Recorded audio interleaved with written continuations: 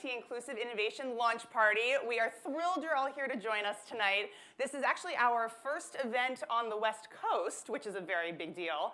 And for us, an exciting opportunity to bring together this community of people who are all in the room that are really the leading thinkers, movers, shakers that are going to make sure that we reinvent the future of work and ensure economic inclusion for all. I'm Devin Cook. I'm the executive producer of the Inclusive Innovation Challenge. To kick us off tonight, I'd like to share a video with all of you to cue up what the Inclusive Innovation Challenge is all about. For those who don't know, and for those who do, a little walk down memory lane. So please cue the video.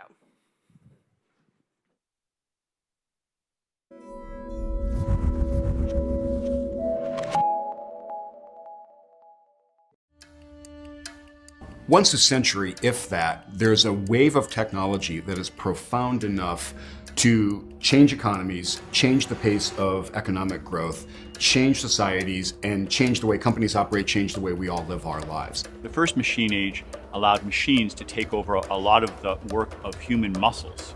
Now, in the second machine age, machines are beginning to automate and augment the human mind. As technology races ahead, it can leave some people behind. The tone of the conversation around technology and around tech progress is sharply negative. People are worried, they are fearful in a lot of cases. There is growing unease about what the future looks like. People feel that technology is starting to run away with itself and humans are being left behind. And therefore tech progress is maybe even net negative. Maybe it's a bad thing to have. I just think that's wrong. Technology has always been destroying jobs, but it's also always been creating jobs. It's not what technology does to us, it's what we do with technology. Let's not bury the lead here. The lead is that our world and the state of humanity and the state of the natural world is improving overall very, very quickly because of tech progress. We wanted to highlight with the IIC the fact that innovators and entrepreneurs are doing things with these new technologies that are kind of the opposite of automating people out of existence, making their financial lives more precarious and de-skilling and taking their jobs away. In 2018, the IIC has gone from one large challenge to a truly global tournament. What we've done is we have hosted challenges in all 5 regions of the world. The Inclusive Innovation Challenge builds upon MIT's convening power to go into regions and meet the people who are actually doing the innovation in their own region and accelerate the impact of these organizations that are engaged in this grand challenge of our time. I'm very optimistic about the future of work, not only in Europe, where my company is based, but also internationally, because I believe technology is the drive in order to make society and, in general, work more inclusive. I'm very hopeful, and it's not just India. I think that there is a demographic that is transcending barriers. The younger generation has a shared experience around the world that's happened in the upheavals of the last 10 years. And what they want is an opportunity for inclusion, they want access. O futuro ele passa pela tecnologia, pela inserção e pela inclusão, principalmente daquelas populações de base de pirâmide, como é o caso da agricultura familiar no Brasil e no mundo. I don't think I've seen anywhere where there is as much entrepreneurship and innovation as in Africa, and particularly East Africa. Kenya is such a booming, exciting economy, such a young population. There's some really exciting stuff coming out of the environment. I'm really excited about the future of work because I'm seeing a lot of changes in the tools that are available, and these new tools really lower the barrier of entry to anyone who wants to build a technology company, but they really make tech a lot more inclusive. It's amazing what's happening all over the globe, in Latin America, in Europe, in Asia, in Africa. We all need to be hopeful about the future of work because there's some big challenges ahead of us, and we've got more powerful tools than we've ever had before. There's no shortage of work to be done. There's no shortage of jobs. So we launched the Inclusive Innovation Challenge certainly to support these organizations financially, but more importantly, it's to draw attention to the incredible work that they're doing. Because really we're seeing that there are solutions that are working today to reinvent the future of work. And those organizations, and in particular those entrepreneurs, need to be recognized and celebrated because we need more people just like them. The next decade could be the best decade in human history if we harness technology for the many, not just the few. We can decide what the future of work looks like.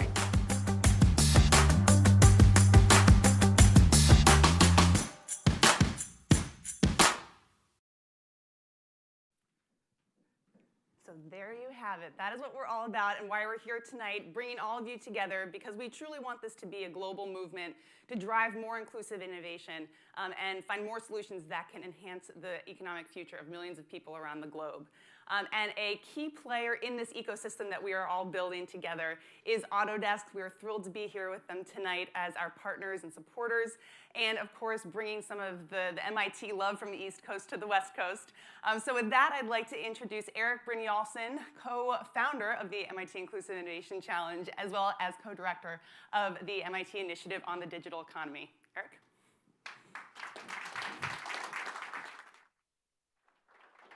Thanks, Devin. It's so good to be here. And let me just add my thanks also to Autodesk, and we'll hear from Joe Speicher shortly. It's so great to be out here in California, and what a beautiful place you have, or a great place for us to have this event. And you know, you look around San Francisco, you see so much wealth and success and technology, and it's really part of what you've seen as an arc of history for a long time. 50 years, 200 years ago, our great ancestors were maybe 50 times poorer than we are today. And the main reason that we do so much better is because of some amazing technologies that have been invented over the years. First, the steam engine that ignited the Industrial Revolution, electricity, internal combustion engine, digital technologies, and artificial intelligence today. Amazing sets of technologies. And those create huge amounts of wealth. But a unfortunate fact is that there's no economic law that says that everybody automatically benefits from all that wealth. It's possible that it's evenly distributed, but it's also possible that a lot of people get left behind. It's even possible that a majority of people get left behind. And through most of history, that's not really what's happened. We've been raising living standards steadily for a couple hundred years, but the past couple decades haven't been as good. And I guess the thing we have to remember also is there's no economic law that says that we can't make sure that technology helps everybody and that we do get shared prosperity. The difference isn't so much in the technology. The difference is in how we use the technology. And we created the Inclusive Innovation Challenge to recognize and reward people and organizations that were using technology to do it inclusively, to create shared prosperity, like some of the companies you saw in that video, or let me highlight one other one from one of my favorites from early on, Iora Health. This is a company that uses the technology in the healthcare sector in a sort of a different way. What it does is it creates a new kind of worker, health coaches. These aren't necessarily medical doctors or people with a lot of medical training, but what they have is a high EQ, a high emotional intelligence. And that turns out to be critically important. And there are a lot of people who can do that job. There's a lot of people who can't do that job. But it broadens the set of people who are involved.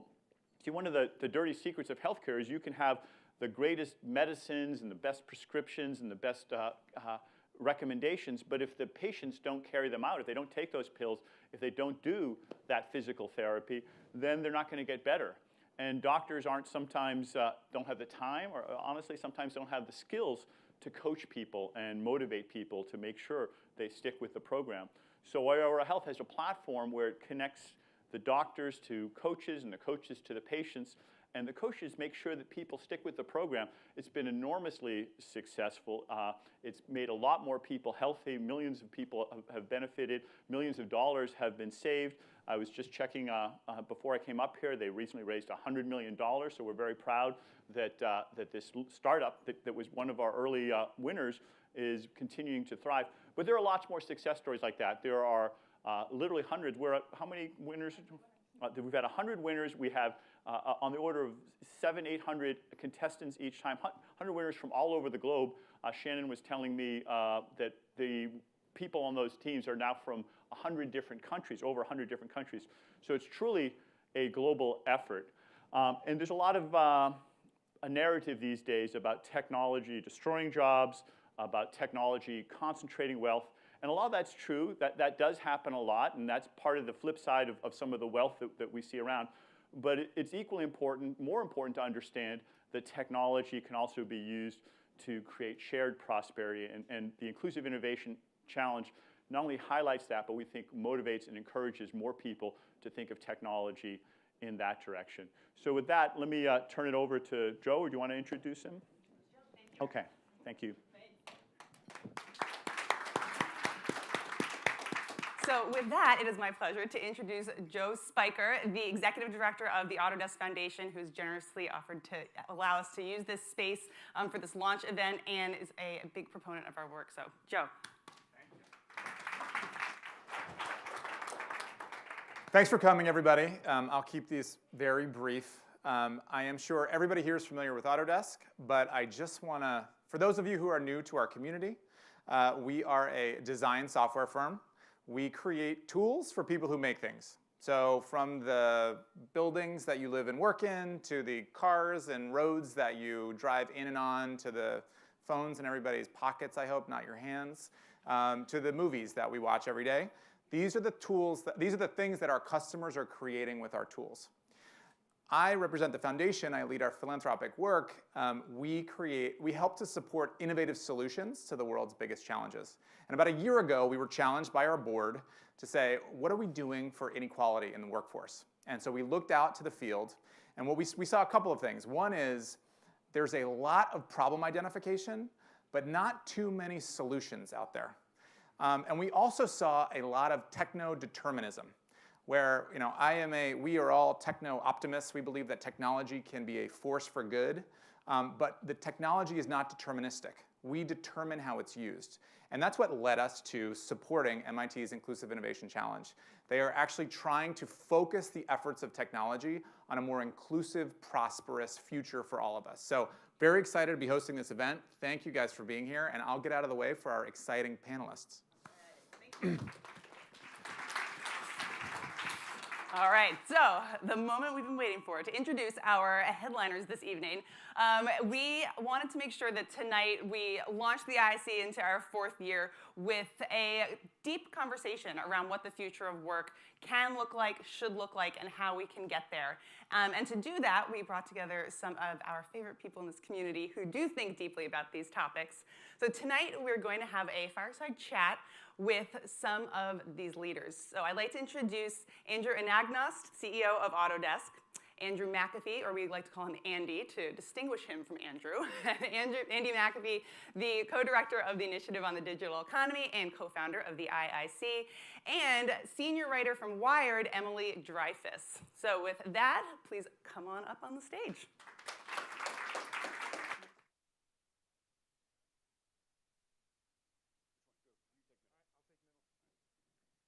Hello.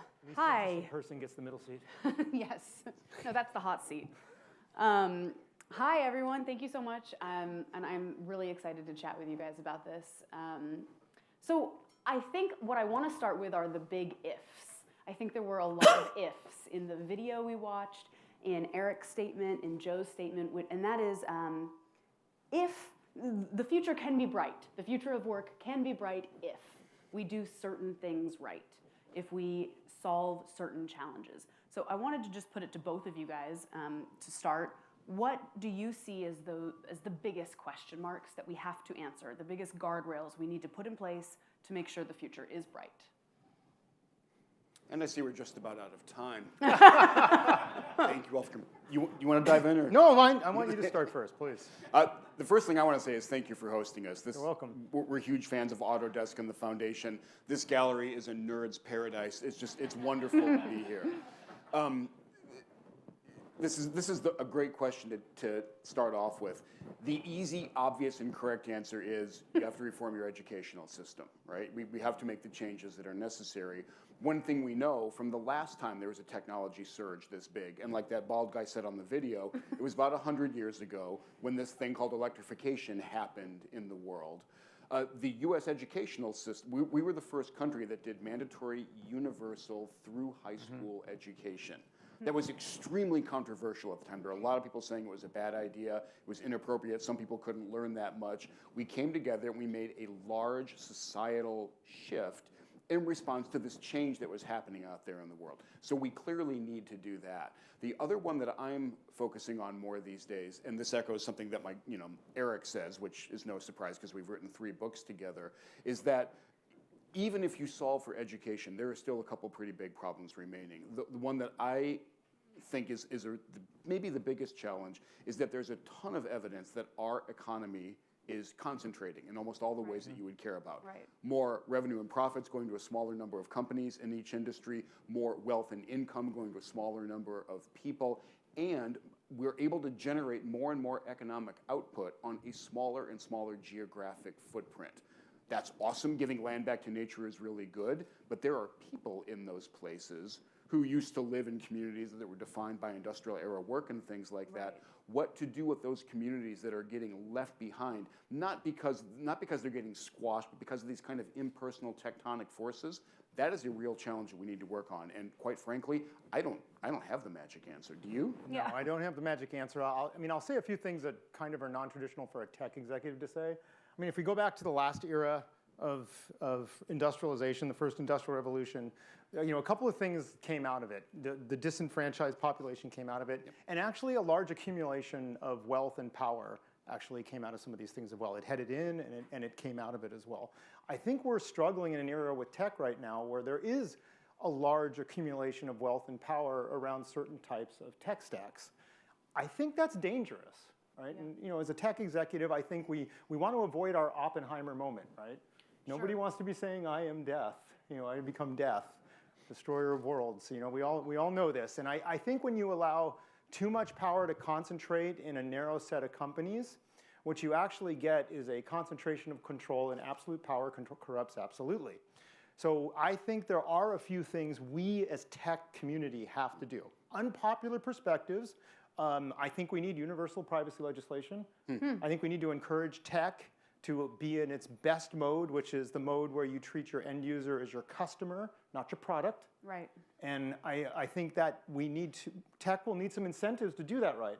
We might even need to look at how people looked at the era in the early industrial revolution, where maybe some companies are too big to allow. You're talking about antitrust. That's a really interesting idea right now. I didn't use that word. I am a tech CEO, but But you actually see that as something between a looming threat and a clear and present danger. I do, absolutely. I think especially in an era right now where the technology is moving so fast. I mean, I know what we're going to be able to do in our space, and it's like I'm amazed in our space because look, we help people make stuff. So we're going to democratize more and more making capability and level the playing field in making. I absolutely believe we are going to level a bunch of things, but we also have great capacity to do harm if we were left without any kind of constraint. But my guess is you don't personally want to be broken up.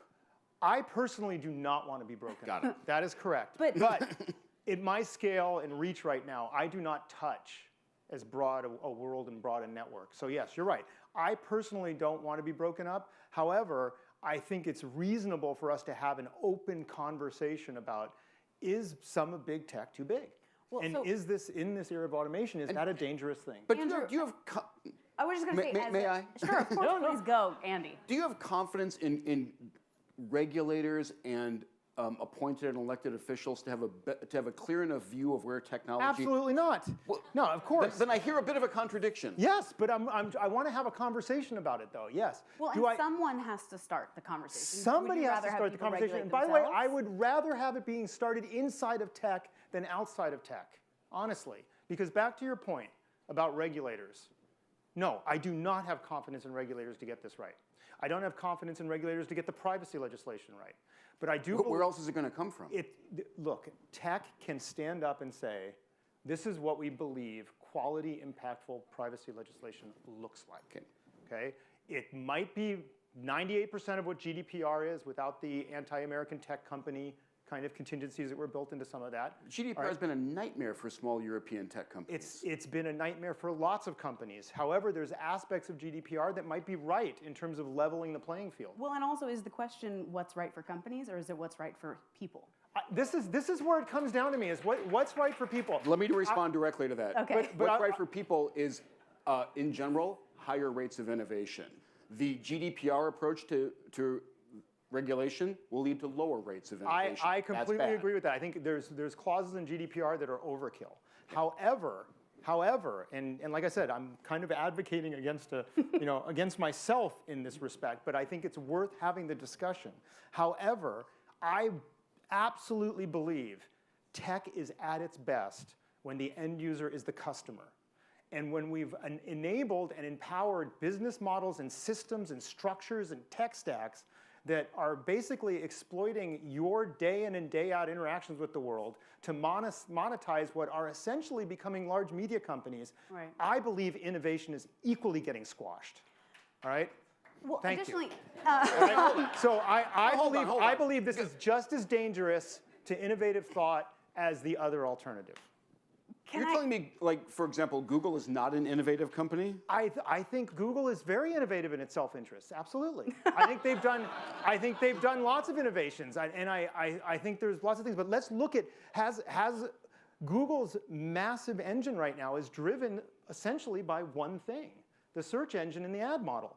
I do fundamentally believe the ad model is a dangerous thing for what we want in the future. well, and will the ad model actually be able to survive? I mean, in my industry, in journalism, what we've learned is that the ad model is not sustainable, and that actually people paying... Why do you think Google's hunting for the next model that replaces the replaces the beast that feeds it now, right? So maybe Google itself needs to innovate or die. Yeah, but they have... Can we knock this back to the future of work somehow? Yeah, no, it's good. I don't think this is not what these folks signed up for. Let me take it back to the future of work. I told you we'd get a little spicy. Yeah, you were. Yeah, he did warn us. Go spicy. I told you we'd get a little spicy. I like to inject that kind of conversation. So let me talk about what I think is exciting about the future of work and what I really think is the promise of the tech. I think this is the more interesting conversation. Sure, I'd love it. Phrase of the question. So I come from a certain lens. Right, you know the company well. We help people make things. We work in a world where, frankly, there is a serious capacity problem. We actually can help. Right now, we are living in a world where people are trying to build more and more things, and they can't do it. Now we have rising populations, we have rising middle classes. Everybody wants more stuff. Okay. We have crumbling infrastructure in the mature world. We have unbuilt infrastructure in the aging world. We have planes that fall out of the sky because they're not properly tested virtually before they fly. You know, we have all sorts of issues out there that are around the built world. Automation and what we're trying to do with technology right now can actually solve that capacity problem in a way that doesn't destroy the planet. Because the reality is people want to build more, but they have to do it with a lot less. They can't use the same amount of materials they were using before. They can't use the same amount of energy. They can't actually get it built today with the money that's available. Just look at infrastructure. Not enough money to build the infrastructure. So we have to really deal with the reality of less. So I believe tech in our space in particular can help people design better. And we will bring down the level of capacity to design things better, you know, that only a guru has today, to a lot more people. So more people are going to be gurus in the future. This is a kind of a huge bummer because I categorically agree with that. Know, and I think you're actually underestimating how big a deal this is. The tools to help people make stuff better. You used the words more and less a couple times, which makes me incredibly happy. I'm just finished a book which will come out this fall, the title of which is More from Less, picking up on exactly those themes. The story of the industrial era was these massive increases in human population and human prosperity while we beat up the planet progressively worse and worse every year. We polluted, we dug holes, we used resources. It was just, you know, we thought there was a huge trade-off there, this kind of perennial trade-off.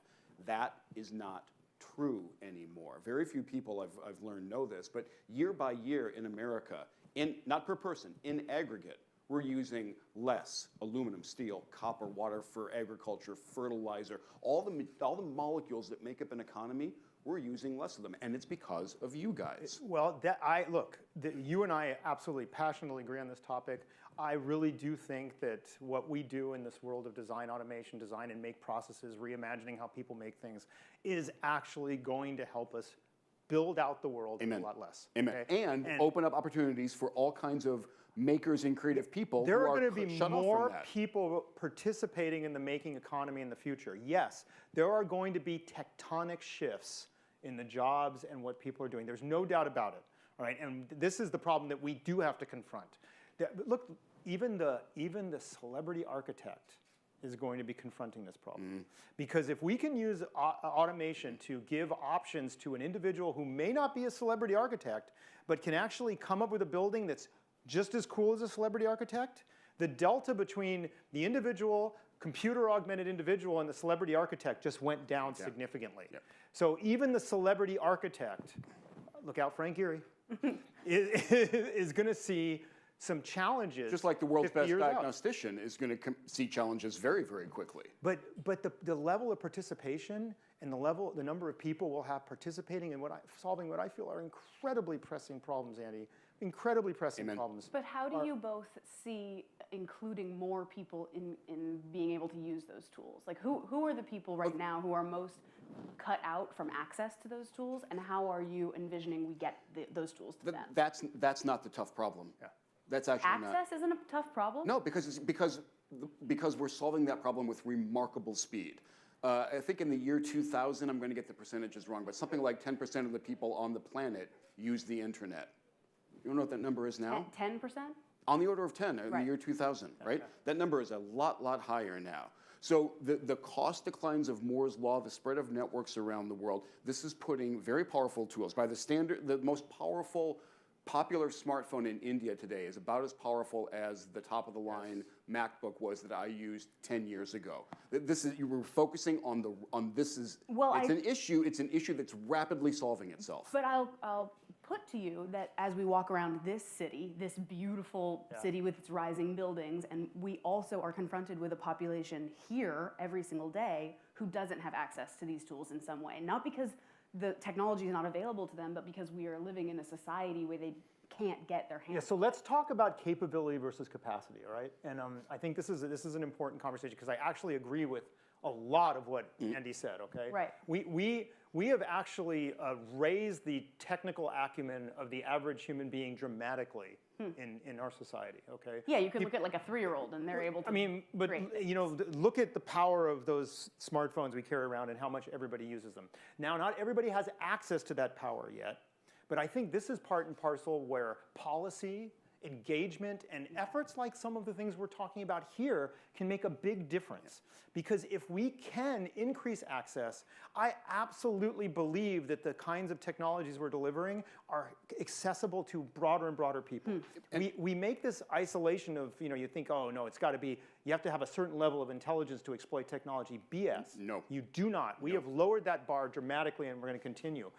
We do have to get internet to everyone. We do have to get the right kind of devices to everyone. We do have to get the capability to learn and understand how to get those devices. We will never cover 100%, but we need to do better. And to keep the love fest going, the homework that you bring up is that there are communities that are getting left behind by this surge, by this wave of progress and access that we're seeing. We need to be aware of those. We need to be mindful about those, and we really got to put our thinking caps on. And to be blunt, I hang around with a lot of economists, and economists are not kind of they're a confident bunch in general. There's a great quote. They're also kind of dark. It's the dismal science, but it's getting, like, if you're an information economist, then you're kind of a happy economist, which is damning with faint praise. So do they have a lot of hope about the future of work?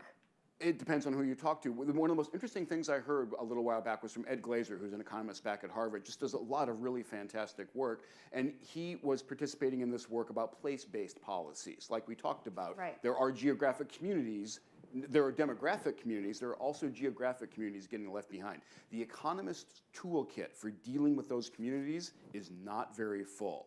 And so Ed said something really interesting in response to a reporter. They were talking about a wage subsidy to try to help out some of these people. And he basically said, our call for a wage subsidy is us saying to the private sector, we don't know what to do here. You guys figure it out. So my point is that the policy toolkit in some areas is really well understood and not being followed very well. There are more challenging areas where the policy toolkit for how do you handle a community that's actually not part of this tide? Right, where they're actually looking to technologists to figure it out. Yeah, and that is and the technologists are looking elsewhere to help to find those problems. So I'll just talk about our space. We are actually seeing a shift in skills as the technology matures. I just talked about the whiz bang celebrity architect, right? Yeah. They're gonna shift up to have a very different role. It's going to be a bigger coordination role. But the people in manufacturing today, in the blue-collar manufacturing jobs, they're going to be shifting up to managing large automated facilities or small distributed automated facilities. They're going to become technicians of automated facilities. And the construction worker of today is going to look a lot like the manufacturing worker of 40 years ago. So we're actually seeing a skill shift up the tech stack. And the educational system, the infrastructure we have to support this is not helping us. And not changing very quickly. My home industry is a very, very large, slow-moving, sclerotic cartel.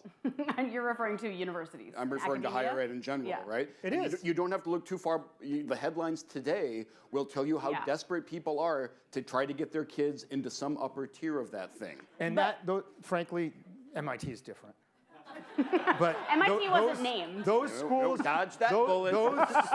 Those schools are failing us. All right, the East Coast liberal education establishment's failing us. It's. I think it was the Stanford sailing team that was called out. To be perfectly damn straight. I will defend MIT just for 1 second. I said MIT was okay. MIT, Caltech, they're probably failing. MIT all over the actually East has. Coast, so I know I was. Did you see I said West Coast? I just was. But MIT has some innovative programs to bring people back into the workforce and to train people who have been kind of outside of their fields for a long time. They can do programs through MIT. Yeah. I just was reporting on how to on-ramp people back into the workforce. And some of my favorite winners of the IIC have been companies and innovators who are trying to do exactly that. It's a tough problem. So can I be provocative one more time? Please. Sometimes you have to ask yourself, do you need a new set of institutions to stand up and change this, okay? Yeah. Sometimes old entrenched institutions are fundamentally unable to get out of their cycle of self-perfection. Where's the provocative part? Well, the innovator's dilemma applied to education is very real, and you can look at some of the institutions that are out there right now and ask yourself, you are ripe for disruption. Somebody has to displace what you've done. You've farmed so much of your capacity into your brand, into your admission numbers. You've lost sight of what your mission was. And it may be too late. Well, Andrew, can I bring it back to what Andy said at the beginning about the first industrial revolution, which we responded to in the U.S. by creating a whole new education system. A whole new system. I put to you guys as our last question before we're going to open it up to the room, what would a whole new education system, if we got policymakers who actually understood and cared and had their buy-in, and we could tell them right now, what do we want the whole new system to be that will prepare people for the future of work?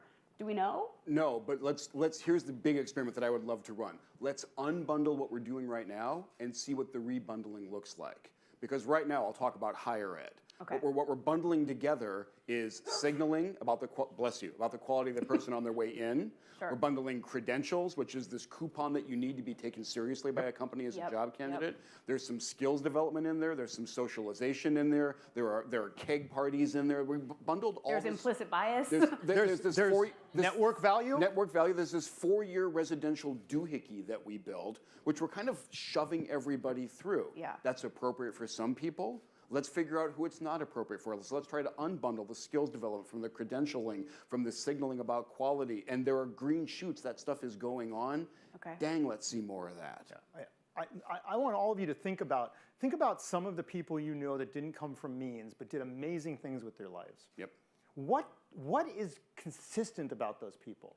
They tend to be lifelong learners. They tend to pull knowledge and capability from various places as they go. They didn't go to Harvard. They didn't go to Stanford. They didn't go to Yale. They didn't go to the University of Michigan. They went to MIT. They might have gone to MIT or Caltech, or Wesleyan, my alma mater. But they had this capacity to assimilate and process knowledge. We actually need an educational system moving forward in the next few decades that supports people like that and actually teaches them how to be like that.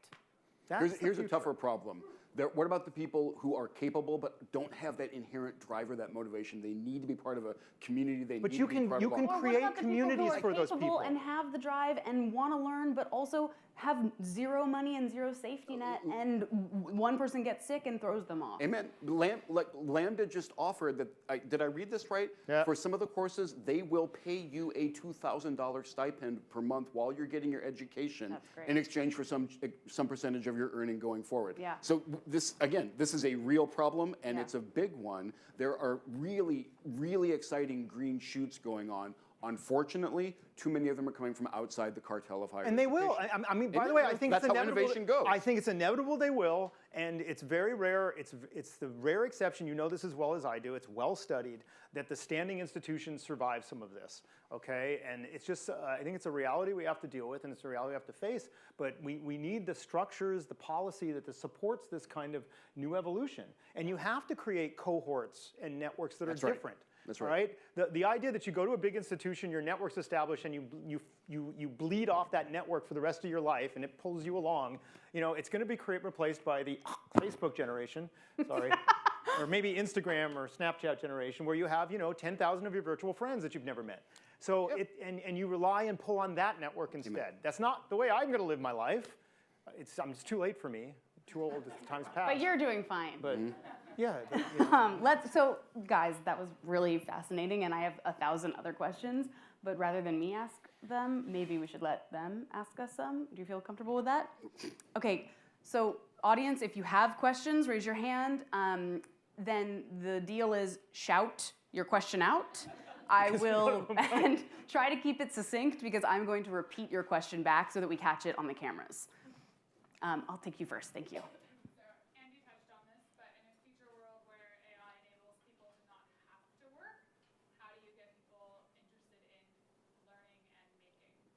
Oh, interesting. Okay, so the question for the cameras was, in a future world where AI enables people to not actually have to work, how do you get people to keep working and creating and thinking and learning? The thing that I want to keep in mind, I love this question. The thing to keep in mind, that is a far future, not anywhere near a near future, even a medium-term future. The challenge that we have today when it comes to jobs and wages and that kind of stability, we do not have a job quantity problem. The age of technological unemployment is not in sight. It's not on the horizon. The US has added jobs for a record 101 consecutive months. So you're talking about a far future. And the answer to your question is, I don't know, right? But I'm much more worried about the shorter term to the medium term, where we have to figure out how we're going to boost skills, incomes, how we're going to do a safety net in a very different way, because one of the things that happens with these massive technology surges, really deeply bad ideas can take hold. And for me, Marxism is exhibit A for that. I'm worried that there could be a wave of equally profoundly terrible ideas coming out in this technology surge. Or maybe in response to it as a reaction. Well, Marxism was a reaction to the Industrial Revolution. It's a fear-based reaction, and we had the same kind of reactions to we had Luddites destroying machines. And to the questioner's question, didn't economists, back then say, hey, once we have robots and we have some sort of automation, people are going to just have so much leisure time, and there's going to be a 5-day the same narrative weekend. existed back then. It's an old narrative about the robots are taking your jobs away. So I think it was important. I agree with you. It's important to challenge the premise that anytime soon we're going to see people not be able to work. I think that is a far-flung future. The threat of general purpose AI is a very interesting one. And by the way, we have no idea what its motivations will be or how it will act. We're all concerned about the automated paperclip factory that buries us in paper clips, but we just don't know. And work has become, in this day and age, a deep part of people's identities. So perhaps that's also one way you get people to not give it up, is that we think it is so inherent to who we are. And the part about your question that really keeps me up at night is, where does your sense of dignity, meaning, structure, community come from in this post-industrial world that is less defined by old-fashioned jobs? That's a super hard question. Again, I don't know the answer, but I look at the sharp rise in recent deaths of despair in America, and I think we better figure this out. Yeah, you look, we do not know what the human reaction is going to be to a highly automated world. We don't know. In science fiction, there's plenty of examples. Frank Herbert had the Butlerian jihad, where everybody destroyed the machines and took drugs to become computers on their own, right? We're going deep cuts here, folks. Yeah. So deep cuts. It's been explored in numerous ways. We don't know. I am equally concerned as you are that fear-mongering and extreme narratives can lead to a backlash that actually sets us backwards and not forwards. Amen. I think there's more reason to have hope. I think we do need a system that provides some kind of universal basic support. I didn't say income, I said support. Yep. Do you agree with that? I agree that we need safety net 2.0 in a huge, huge way. Because the idea that your health care status should be so tied to your employment status in this country, it's just crazy. Ludicrous.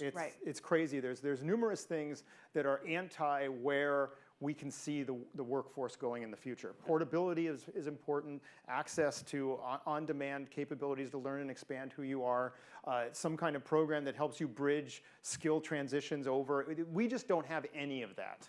Or the stuff we have doesn't work very well right now. A lot of it doesn't work very well. Yep. Let's take in the back, sir, with the glasses. And the hat. Sorry. I should have clarified. And the hat.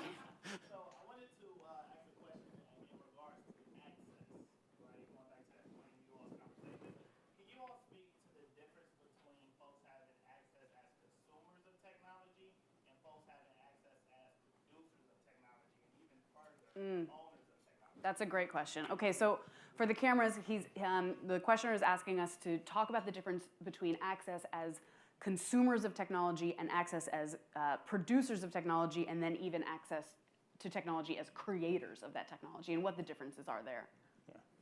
First, I want to make sure I understood what he meant by producers of technology. I want to make sure I understood the question thoroughly before I wander down a random path. So help my deficient brain and clarify for me. Yeah. Everyone, even to the homeless person walking outside of this building, might have a phone, right, and access to the internet. But that person doesn't have access to produce that technology, being that phone, or even what is on top of that phone, being the platforms that is on top. Yeah. Okay. Good. All right. So good. I want to make sure I understood that. So I'll tell you my view from where I sit. All right.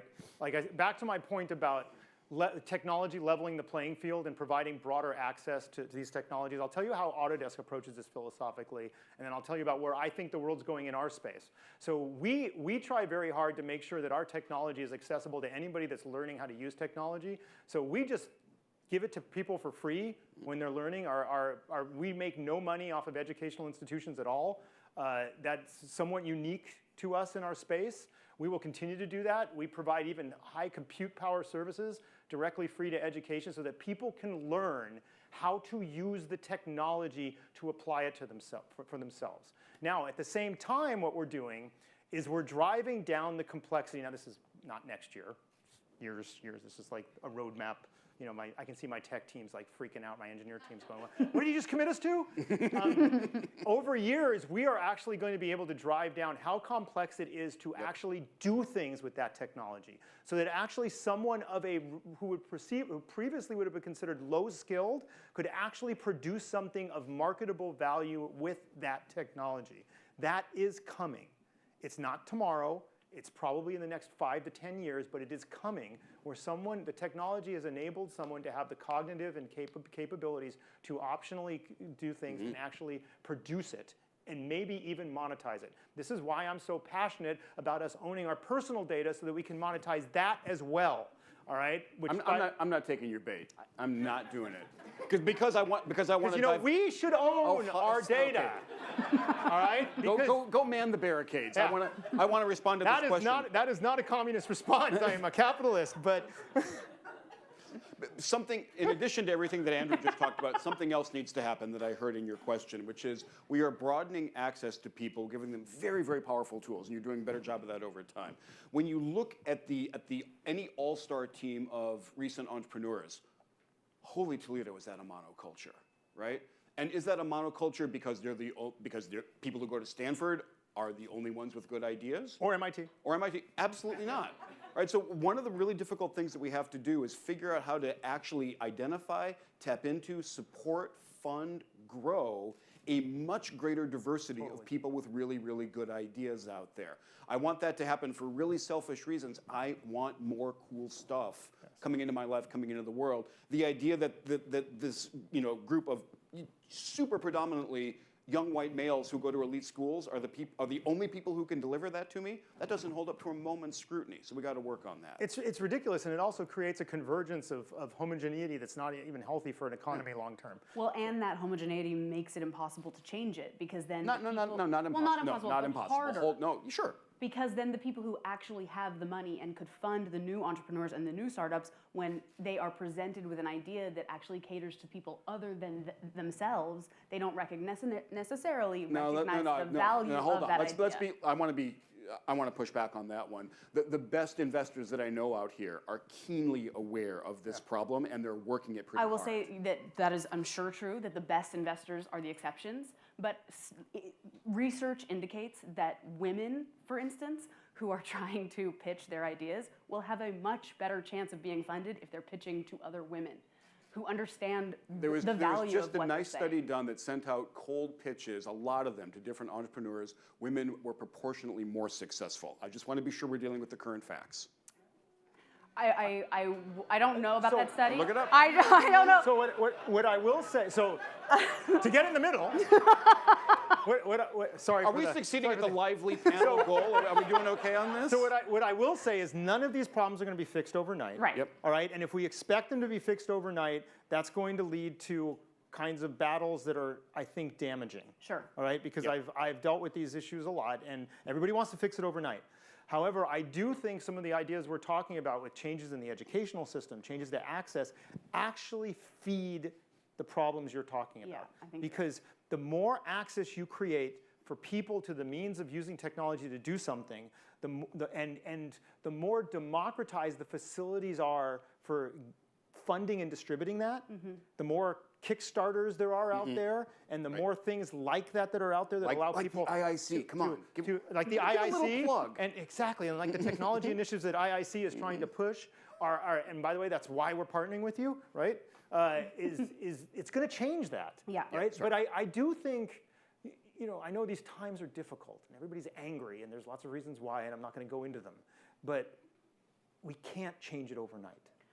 Absolutely. Tech's not going to change it's not going to take your jobs away tomorrow, all right? It's not going to happen, and we're not going to change the world overnight. But we can change it if we're intentional about these things. That's right. And we do need intelligent ideas and policy that get us there. And if we recognize where the problems are. So we need to own our data. Know what solutions we're going to Okay.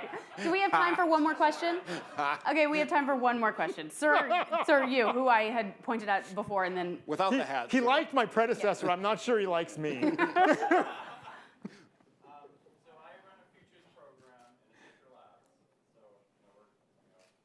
Also a sponsor of the IDE and the IIC, for which we're deeply grateful.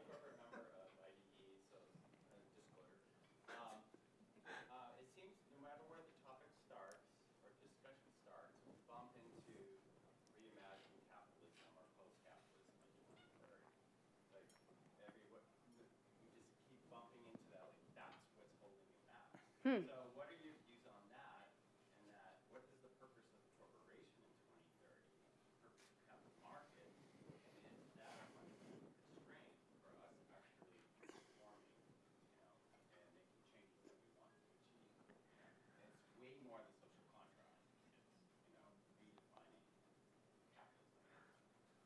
10 years ago, if you said that, it would be like, oh, well, move to a socialist country or Vermont.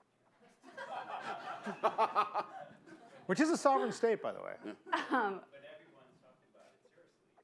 So what are your views on that? Being the fundamental foundation of change for 2030. Okay, so I think to try to succinctly summarize your question, you're saying that discussions of the future of work and how to make it work well for everyone inevitably raise the question of whether capitalism itself needs to be rethought. And Can I take that one? yeah, please. No. Yeah, I thought I could guess that. Well, I believe about capitalism what Winston Churchill said about democracy, right? Which is the worst possible system apart from all the other ones we've tried.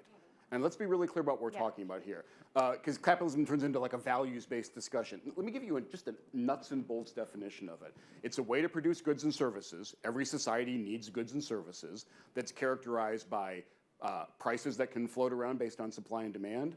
Most of the goods and services are produced by companies, not individuals, not the state. Property and contracts are respected. There is labor mobility. There's free market entry. There's voluntary exchange. These are the hallmarks of capitalism. Not one of those things is broken in any way. And all the experiments we've tried, there's a long litany of these. All the experiments we've tried to do away with those wholesale, they turn into Venezuela relatively quickly. So in answer to your question, absolutely not. Now, do we need to rethink the safety net for people who get left behind because capitalism is an amoral thing, is an amoral system? Yes, we absolutely do. That is not questioning the pillar of how we build goods and services in an economy. We do not need to monkey with that element of what's going on. So I want to avoid reductio ad absurdum here. And you know, I agree with something you said. I don't agree with everything you said, but I agree with 98% of what you said. I'll take 98. I don't like the Venezuela injection thing, okay? Because there's lots of That reasons. is a super pure socialist experiment. I know, but there's lots of reasons why Venezuela. No, there's one reason. Yeah. All right. I'm serious. And by the way, we actually agree. So I want to be careful here. This is what happens when we agree. Both of us are quoting Bono here, which I never thought I'd do. You know, capitalism is not immoral. It's amoral. Ugh, I just quoted Bono. But Adam Smith said the same thing. You can go that way with Yeah, good. Adam Smith, thank you. I just heard it recently from Bono, though, but even though I knew it, I'd heard it before. I think the system, because you know, even when we talk about these things, we talk about how do we get more people producing things, right? So we're actually talking about how do we distribute access to producing and consuming to more and more people. What we want to do is figure out what the next thrust of capitalism is that actually really empowers more people. The system's become distorted because, frankly, the people who were writing the system distorted it, which is, by the way, one of the reasons why I think the pillars of educational institutions have to collapse right now, because they actually built the system to lock in more and more advantage for them. All right, and I want to be careful because I'm actually agreeing with you. It sounds like I'm not, but I am. So I'm waiting. I just want to make sure that I think capitalism is a good system. I think it needs to be regulated appropriately so that it actually functions to the benefit of everyone. We should not confuse the distortion that's happened over the last 40 years with a system that is fundamentally broken. Amen. It has been distorted out of a place where it was able to help more people. We need to bring it back. And in some ways, some capitalistic systems can actually help us. I mean, there's lots of controversial conversations we can have about, you know, why isn't the Social Security Trust Fund and everything associated with entitlements held away from Congress and run like PERSs in the state of California? You know, like a sovereign wealth fund, like even Sweden's looking at doing, for God's sakes. Sweden's, why? Those are capitalistic mechanisms that actually would bring the benefits of capitalism to more people. Yet for some reason, no fly zone. All right? And I think we need to have some of these conversations that are both sides where we talk about everybody's no-fly zones. Because I just think we need to reform the system, not destroy it. And the only people I've ever come across who believe that capitalism will work fine without any regulations or oversight or whatnot are frothing at the mouth right-wingers. That's just, it's not even part of the mainstream conversation. Well, because they just keep pulling the system into its current state of distortion. So. And the people who don't want to change the system are the people Maybe I for didn't whom quite the understand system your is working. comment. I might not have been listening. In all honesty, I might not have been listening. I get that. I might have been waiting to reply. No, so. I've been there. Okay, well, I think on that note, I am going to close the panel and say that one of the takeaways for me, and I'm sure maybe for you, is that these are really complicated questions. And in order to make the future we want it to be, we have to answer and grapple with some of these really exciting, really difficult ideas, and that is exactly why the IIC exists. That is what both of you are trying to do. That is what we're all trying to do, and so thank you so much for this lively discussion. Thank you, Emily. Thank you all for being here to listen to it. Thank you. Awesome. Thank you, Al.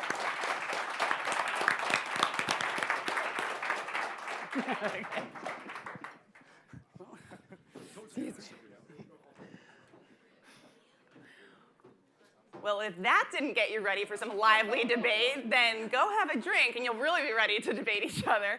But with that, I would love to thank all of you for being here tonight. I think as we closed on the conversation around capitalism and that system and what it can look like, one of the things that we're excited about with the Inclusive Innovation Challenge is that we're seeing entrepreneurs harnessing capitalism and showing that inclusive innovation can be a good business strategy.